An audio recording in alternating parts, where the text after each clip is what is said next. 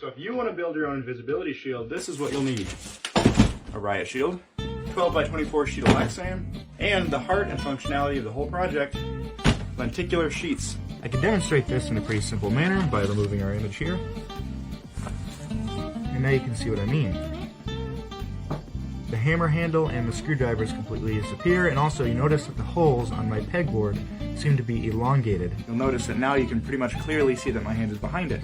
So that would not do us any good if this was on the shield with this there. So that whole thing has to go.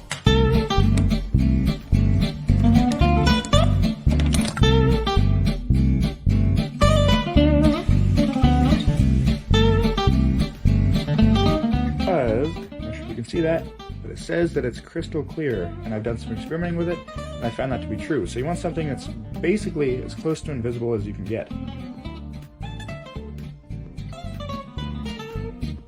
Seems really weird just casually talking about how to build an invisibility shield. What more things you're going to need? A buttload of clothespins just to make sure that everything is pressed down. Because you'll want the glue along the edge to be completely uniform, as you can see. And just in case anything goes wrong, you're going to want some alcohol.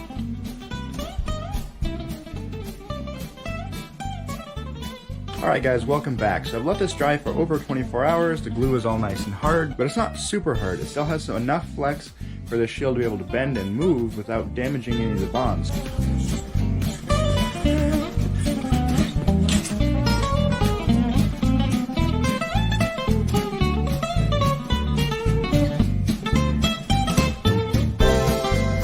Now polycarbonate is a really fun material, and actually you don't need to heat it to bend it. Okay, so we're going to have this bent something like that.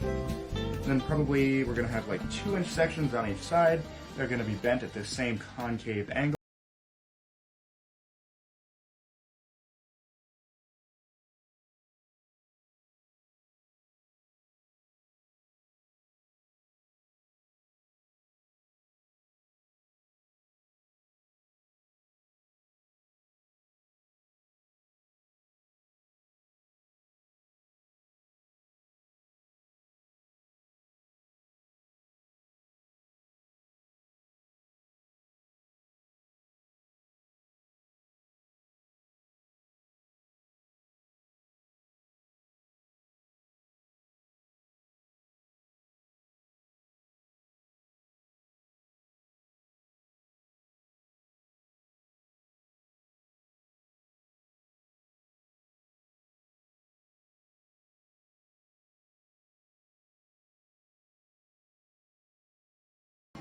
Two of those holes. It doesn't need to be perfect, it just needs to be even. And now, I think all we do is hurry up and wait.